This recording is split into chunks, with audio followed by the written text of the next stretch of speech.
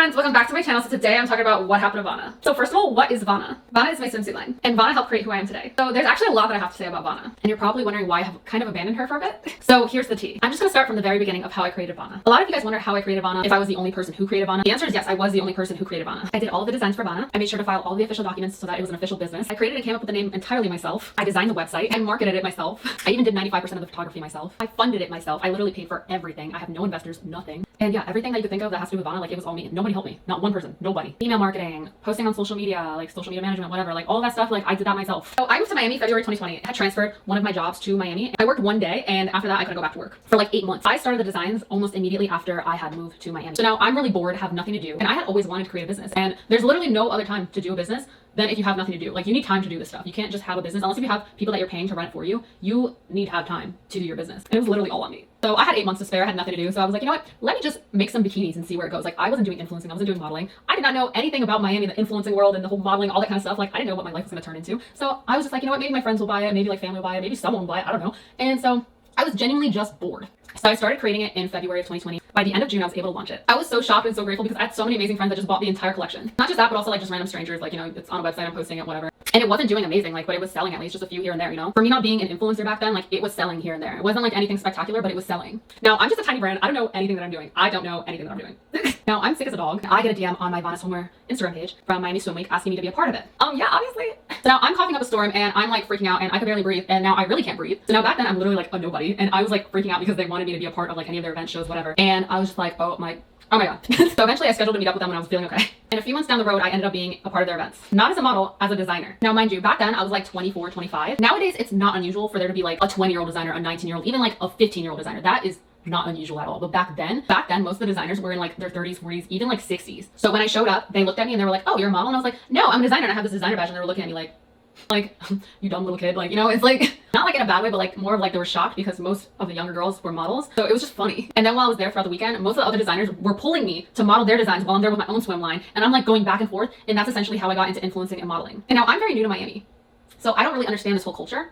So I thought to myself, you know, I'm still young. Maybe I should focus on modeling and influencing while I'm still young, and then I could always revisit my swimsuits while I'm older. My swimsuits, even when I'm like 60, there's really no like age limit to that. I mean, there's not really an age limit to modeling either, but you know, it's better to start as young as possible. So that's really why I kind of like shoved Vana to the side, and I focused really hard on my modeling and influencing career while I still can. So Vana's kind of been like my little side thing, and modeling and influencing has been like my main goal. However, ever since I did Miami Swim Week, Vana gained a lot of recognition that time. I got a lot of publicity, a lot of people going up to my brand. I was doing photo shoots on the beach, literally just random things, pop-ups here and there, and people were literally coming up to me like, oh, what is this brand? And I'll be like, it's Vana. And they would be like, oh my god, I saw you on Miami Swim Week. And I was like, oh my god, these people like know my brand. I literally had someone buy my swimsuits in a valet at a hotel because they ran into me and I had swimsuits on me. But the thing is, most people become influencers or models or obtain some sort of recognition before they create brands, because then it becomes super easy to sell. You know, if people really like you as an influencer, they'll be like, oh my god, so-and-so's releasing this item, like I have to buy it. And essentially I did it backwards. I created a brand with absolutely zero recognition whatsoever, and I was lucky enough to get into Miami Swim Week with it. And that's how I really got my foot in the door with meeting people and getting myself to who I am. So a lot of people ask me how I created the name. It's actually quite odd. I was going on for weeks trying to create a name. I was coming up with all these things that actually related to swim. I was coming up with all these tropical swimwear names and like all these cool things, but like a lot of other people like had something similar, and like that's something that you just can't do. And one day I'm driving and I still remember exactly where I was when I had thought of the name. I had always thought to myself, if I ever have a kid, and if it's a daughter, I always want to name her Savannah. I love the name Savannah. And one day I just thought Savannah, Vanna, Vana, and then I just took off the H and I was like, Vana, that sounds kind of bougie and I kind of like it. And it just stuck, and I was like, Vana Swimwear. I love it. Like it sounds luxurious. Like I just love Vana. I was like, that's me, that's Vana. It just like popped in my head. I was trying so hard to come up with something, you know, when you're almost like forcing it and it just doesn't happen. And then one day it just like popped in my head and I was like, oh my god, this is it. It literally just like popped in my head and I was like, this is it. And I just knew. The thing was, I could not confirm my designs without knowing the name because I had to do tags, especially for these tags. I had them stamped on the bathing suit. I didn't want them to stick out. I wanted it to be tagless. So yeah, I needed to know a name. Without a name, I could not proceed with the swimsuits. So that was stressing me out.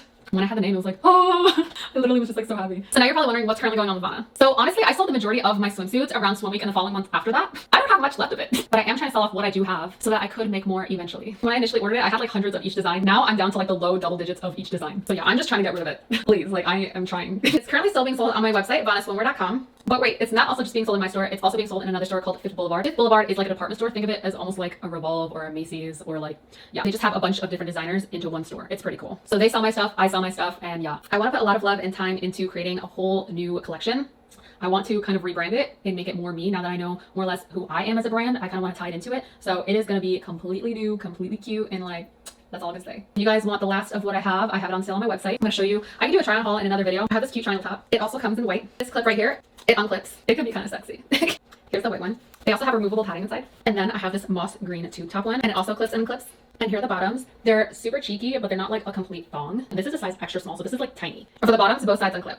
So the moss green top also comes in white as well. And these puka shell necklaces, I barely have any of these left. If anything, I may have 5 of them left. But it's literally like a choker, and it's so beautiful. It's so cute. I love it. This one is my own that I kept for myself, and I love her. We love her. And then this is a pile of all of the sample ones that I had designed and created that I did not go through with. But I do wear them sometimes, and I do like some of them. I just did not feel like that it looked like a collection altogether. I did a lot of samples. This was everyone's beloved bikini. I posted this on Instagram like years ago, and everyone was like, oh my god, where did you get it? I was actually thinking of releasing this, but I was like, should I or should I not? Like, I don't know. I just backed out of it, and maybe one day I will, but literally so many people wanted this bikini so bad, and now I kind of regret that I didn't do it, but I was so naive to doing this kind of stuff that, you know, I was just learning, and now I kind of know better, and I think that I will do better this time. This brown bikini, I actually just altered this myself this time because I had it like wrapping around the body, but I did not like it like that anymore. I used to love it like that, so I just cut it. And yeah, I wear this actually a lot, and I love it the way it is now. So yeah, I worked with all different fabrics, all different textures and stuff, and it was so cool. It was a great learning experience, honestly. No regrets. And I'm just really grateful that this was a part of my journey. What's crazy is I still have more bathing suits that I just have not found, and they're somewhere in my condo, and yeah, like they're just missing. Like everything's just scattered everywhere. So this is probably like about 80% of the bathing suits that I designed. I have more somewhere. Anyways, guys, thank you so much for watching. If you have any questions about any of this stuff, feel free to comment down below and ask me. Please, please, please don't forget to like and subscribe to my channel, and I will see you next time. Bye.